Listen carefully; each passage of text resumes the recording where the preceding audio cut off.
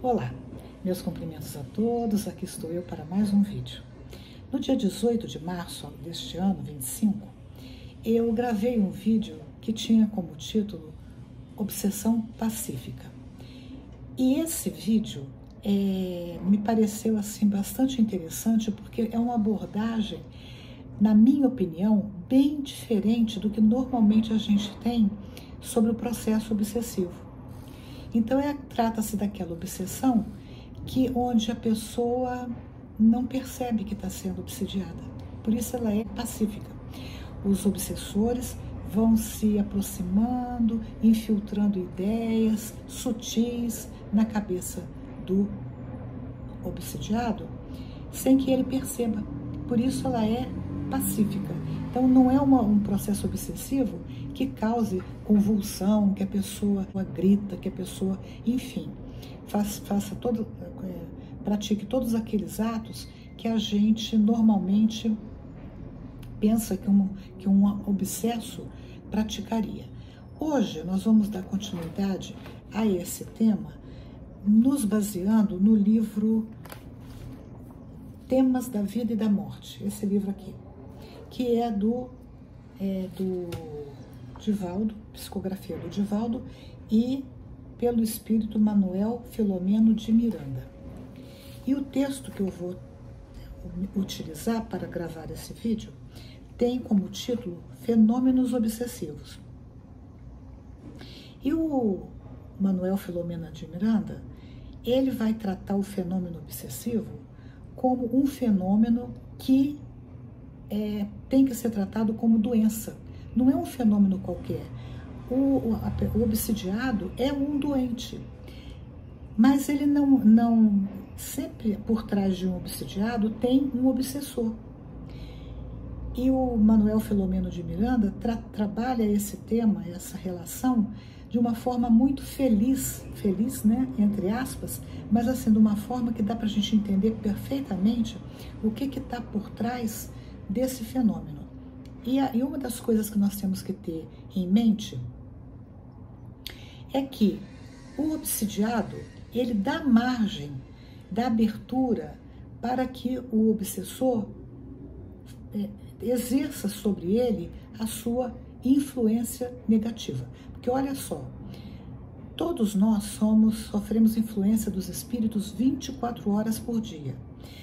No livro dos Espíritos, nós temos uma pergunta que fala sobre isso, que é a pergunta 459, onde o Kardec pergunta: influem os espíritos em nossos pensamentos e em nossos atos? E os espíritos respondem, abre aspas, mais do que imaginais, de ordinário são eles que vos dirigem, fecha aspas. Ou seja, nós estamos sob permanente influência dos espíritos, porque eles se aproximam de nós por afinidade. Então, quando nós temos um comportamento adequado, quando o nosso comportamento é positivo, nós vamos atrair aqueles espíritos que têm sintonia conosco. O contrário é verdadeiro também. Se eu penso no mal, se eu desejo o mal, se eu nutro sentimentos de vingança, sentimentos de volúpia, de luxúria e assim por diante, eu vou atrair espíritos que vibram nessa mesma sintonia. E então, esses espíritos que se sintonizam comigo, se eles ainda por cima não gostam de mim, eles vão exercer uma influência muito negativa. E o Manuel Filomeno de Miranda, ele fala assim, que em todos os casos, no caso de obsessão, o encarnado possui os condicionamentos que propiciam o nefando, quer dizer, o abominável, o terrível intercâmbio que muitas vezes não se interrompe com a morte física. Então, olha só, o obsessor, pela sua afinidade, nem sempre pelo fato do obsidiado desencarnar, ele se vê livre desse obsessor. Esse processo continua no além-túmulo. E ele vai dizer também que quando a perturbação é causada por antagonista que ignora as técnicas de vampirismo, então aqui é bem interessante o que o Manuel Filomeno de Miranda está dizendo. Nem todo obsessor domina as técnicas de vampirismo, ou seja, de controlar sua vítima de forma total. E é isso que é as técnicas de vampirismo. Então, vou continuar lá.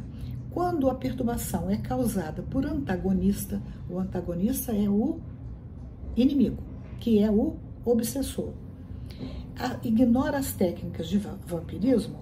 No caso das obsessões simples, fazem-se mais fáceis as psicoterapias libertadoras. Então, fica mais fácil o obsidiado ficar, através de uma psicoterapia, se libertar desse obsessor, porque trata-se de uma obsessão simples. Então, vamos pensar aqui, o obsidiado, através do passe, através da oração, através de um processo de autoconhecimento, de reconhecimento das suas mazelas, onde ele precisa melhorar, o tratamento é mais fácil, porque é uma obsessão simples. Todavia, continua o Manuel Filomeno de Miranda, à medida que evolui o processo desagregador da personalidade, quer dizer, à medida que o obsessor intensifica esse processo de obsessão que desagrega a personalidade. Então, esse obsidiado se torna cada vez mais doente da alma. O algoz, que é o obsessor, se adestra em mecanismos de controle da vontade da sua vítima. Então, o obsessor fica cada vez mais experiente no processo de obsessão da sua vítima, que é o obsidiado. Muitas vezes sob a orientação de impenitentes perseguidores, outros que se comprazem em produzir aflições nos humanos.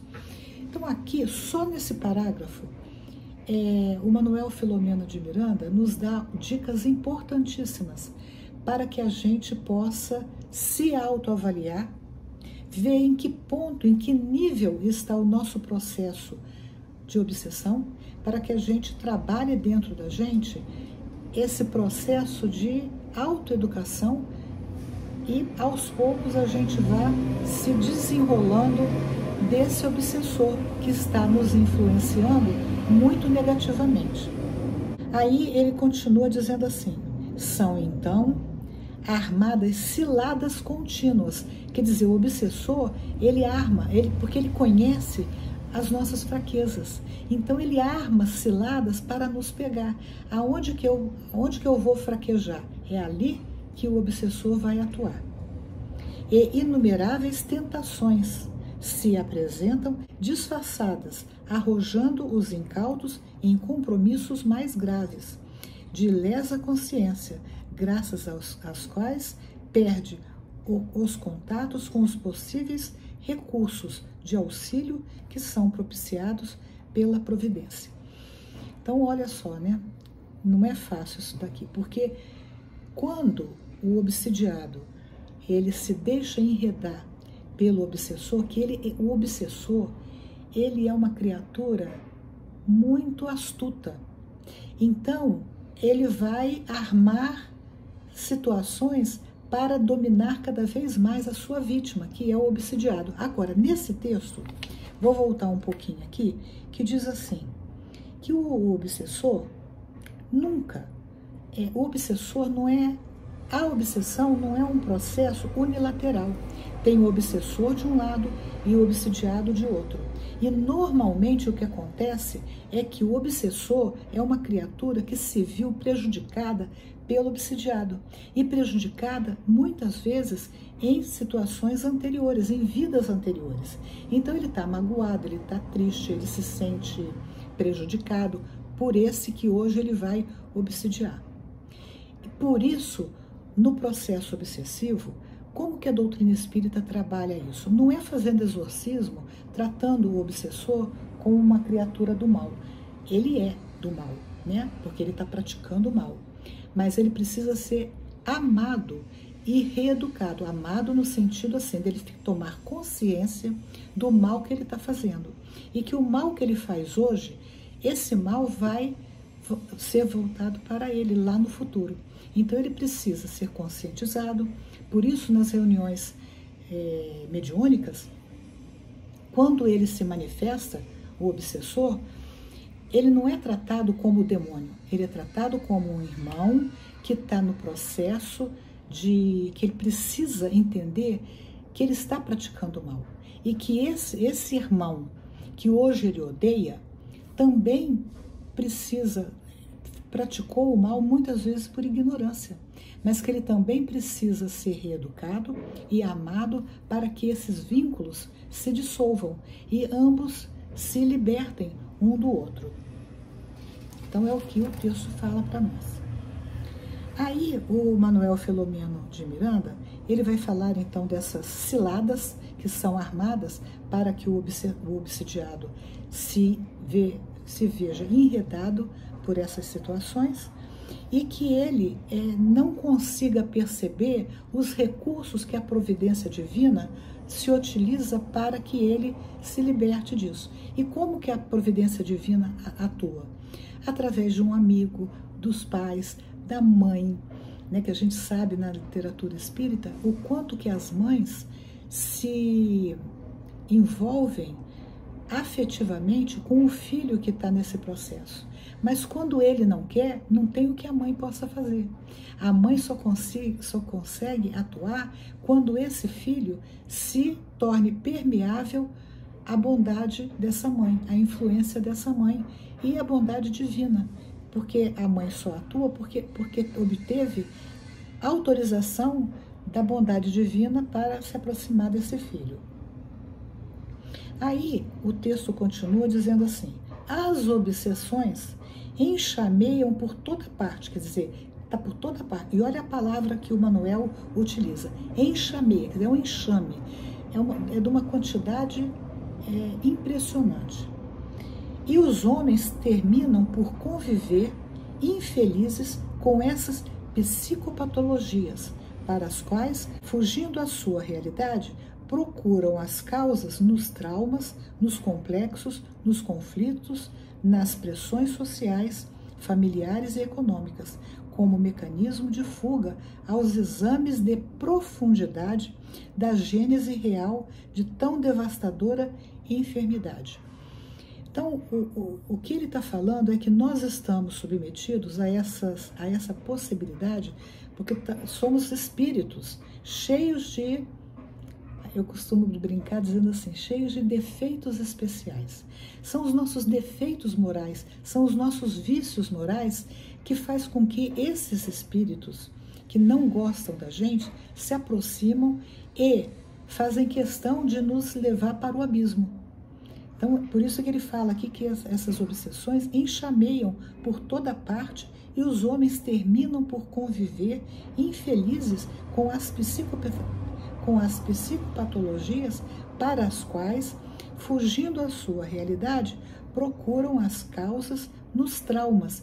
Quer dizer, a gente vai procurar o nosso sofrimento espiritual, nós vamos dizer assim, é porque na minha infância isso aconteceu, é porque eu tive um problema sério lá com os meus pais, eu vou procurar nesses momentos, não que eles não existam, mas eu vou tratar de uma forma que não vai realmente resolver o meu problema, porque eu vou resolver o meu problema quando, aí o Manuel fala, isso é uma fuga aos exames de profundidade da gênese real de tão devastadora deformidade.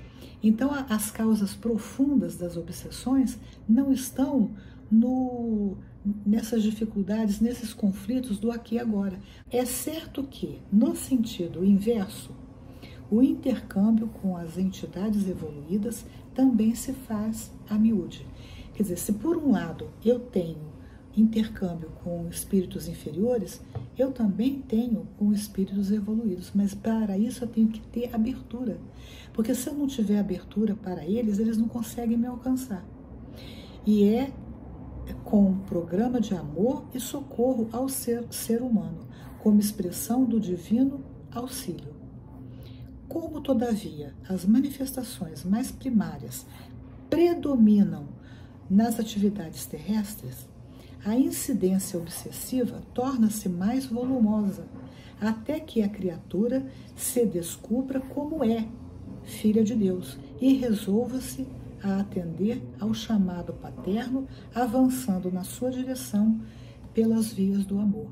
Então, cabe a nós, né, nos entender que nós somos filhos de Deus e que quando a gente quer e a gente investe nesse nosso lado luz, nós vamos nos direcionar pelas vias do amor com relação a Deus. E aí a gente vai, pouco a pouco, se libertando dessas amarras que tanto sofrimento traz para cada um de nós. Gostaram? Se gostaram, dê um joinha, compartilhem e comentem. É muito importante, principalmente um tema como esse, que na atualidade, como o Manuel falou, é um enxame de processo obsessivo. Então, naqueles lares onde reina a desavença, né, onde as pessoas estão se machucando mutuamente, se ferindo, e não é só ferir fisicamente, não, é ferir magoando, ofendendo, né? Hoje é uma coisa que está generalizada esse comportamento, e isso, por trás disso está o fenômeno obsessivo, onde os espíritos que não são voltados para o bem encontram espíritos que estão sintonizados com eles e atuam com a maior facilidade do mundo. Gostaram? Então, aguardo vocês no próximo vídeo, se Deus quiser.